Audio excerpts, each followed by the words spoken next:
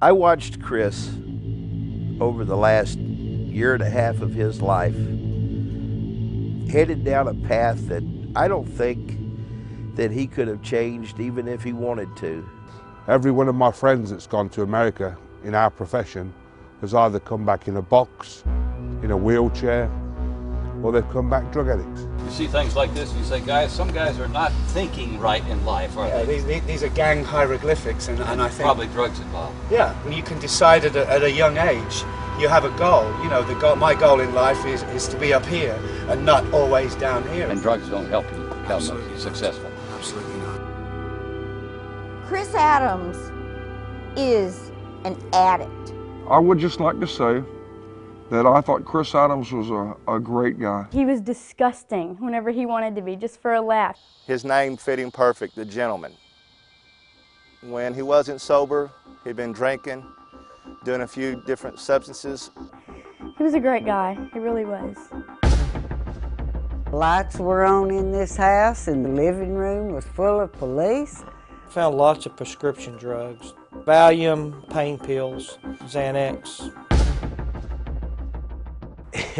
If he put his mind to something that he was going to make it, he was going to be famous. He had a magnetic personality. Everyone that met him liked him, really. It wasn't just the British accent. The girls loved that.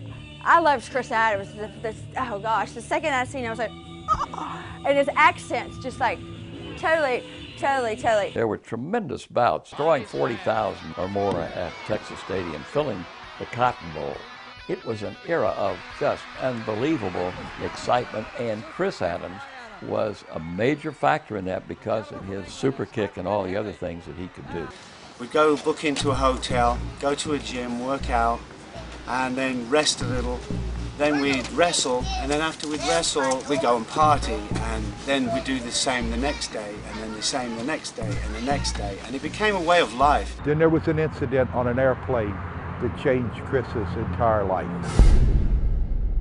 The confrontation with Chris actually came when they decided he had had enough to drink and they tried to cut him off, no more drinking. His eyes would kind of bug out and he'd get red in the face and you could see blood veins and vessels on his head and he would just look like he was going to explode. And the psychiatrist said that he was clinically depressed. He had stomped a desk clerk's face and really bad. He had to get craniofacial reconstructive surgery. Chris couldn't just have one drink. He had to drink till it was all gone. Whether it was wrestling, partying, whatever he did, he didn't stop low level. He went all the way to the top. These type of people gravitate to stars, and they supply drugs, they supply alcohol, they supply prostitutes. And then Chris had told me he started trying a drug called GHB. With G in the clubs, in the strip joints, and then this whole dietary supplement aspect of it, we've seen so many of these guys that they end up dying or they end up killing somebody by accident. Yeah, he loved it. He loved it. When you're constantly putting these substances in yourself, you know, you're going to do crazy, stupid things.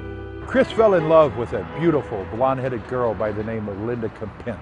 It was the happiest I'd seen Chris in many years. Some friends of mine that had known her, I guess dated her for a little while off and on, they found out she was working at a strip club.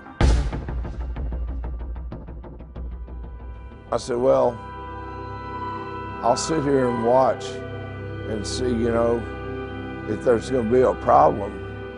And there was a problem.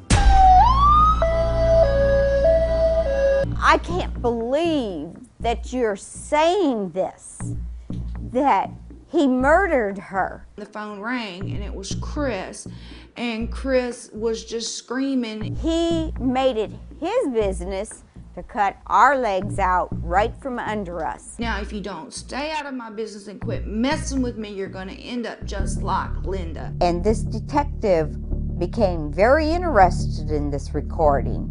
Mr. Chris Adams was indicted on one count of manslaughter.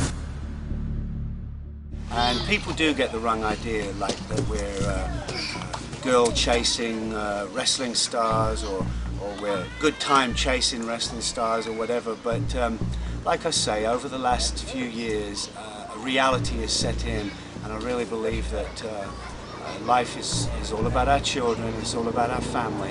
He was always talking about wanting to change for the better, wanting to quit drinking and wanting to live right and just live for the family. And I saw more of that after he became a Christian. And I reached my hand up towards him and just said Jesus, and the power of God picked that man up and threw him against the wall. He got up and shook his head. He said, "What was that?" And I said, "It was the love of God." And come on now. Nobody would work him wrestling. The other thing was he owed the IRS in excess of $50,000 or $60,000. He was feeling really, really depressed, and I could feel, there was something wrong. And he goes, "Hey, Lori," I need to borrow $20. I need to borrow $20. He just kept getting stronger, and that's when I knew it was me or him.